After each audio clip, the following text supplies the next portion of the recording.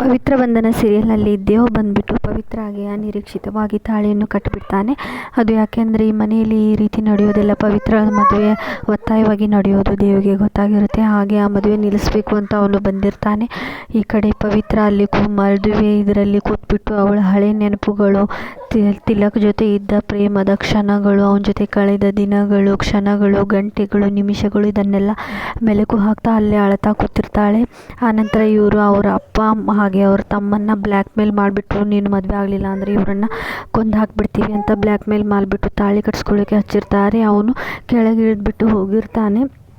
ಮನೋಜ್ ಕೆಳಗಿಳಿದು ಹೋಗಿರ್ತಾನೆ. ಅಷ್ಟರಲ್ಲಿ ಅಲ್ಲಿ ದೇವ್ ಎಂಟ್ರಿ ಕೊಟ್ಬಿಟ್ಟು ಅವಳ ಕೊಳ್ಳಿಗೆ ತಾಳಿ ಕಟ್ತಾನೆ. ಇಷ್ಟ ಆಗುತ್ತೆ ಇವತ್ತಿನ ಎಪಿಸೋಡ್ನಲ್ಲಿ. ಇದು ಅನಿರೀಕ್ಷಿತ ಮದುವೆ ಆಗಿರುತ್ತೆ. ಇದು ಪವಿತ್ರಾಳಿಗೂ ಕೂಡ ಗೊತ್ತಿರಲ್ಲ. ಆ ನಂತರ ಅವಳು ಹಿಂದೆ ತಿರುಗಿ ನೋಡಿದಾಗ ಅಲ್ಲಿ ದೇವ್ ಇರ್ತಾನೆ. ಅವಳು, ನೀ ನನ್ನನ್ನು ಮದುವೆ ಆಗಿರೋದು ನಾನು ಈಗ ಇದ್ದು ಸತ್ತ ಹಾಗೆ, ಆಗ ತಿಲಕನ ಕಳ್ಕೊಂಡೆ, ಈಗ ನನ್ನ ಜೀವನ ನಾನೇ ಕಳ್ಕೊಂಡ್ಬಿಟ್ಟೆ, ನನ್ನನ್ನು ಮದುವೆ ಆಗೋಕ್ಕೆ ಎಷ್ಟೋ ಧೈರ್ಯ ನಿನಗೆ ಅಂದ್ಬಿಟ್ಟು ಅವಳು ವಾದ ಮಾಡ್ತಿರ್ತಾಳೆ. ಆ ನಂತರ, ತಮ್ಮಯ್ಯ ನಾನು ಈ ರೀತಿ ಮಾಡಿಬಿಟ್ಟೆ, ನನ್ನನ್ನು ಕ್ಷಮಿಸ್ಬಿಡು, ನೀನು ಹೇಳ್ದಾಗೆ ನನಗೆ ಮಾಡೋಕ್ಕಾಗಲಿಲ್ಲ, ಆದರೂ ಒಂದು ರೀತಿಯಿಂದ ಮಾಡಿದೆ, ಏನಾದರೂ ತಪ್ಪಾಗಿದ್ದರೆ ತಮ್ಮಯ್ಯ ನನ್ನನ್ನು ಕ್ಷಮಿಸ್ಬಿಡು ಅಂತ ಕೇಳ್ತಾನೆ. ಪೂರ್ತಿ ಎಪಿಸೋಡ್ಗಾಗಿ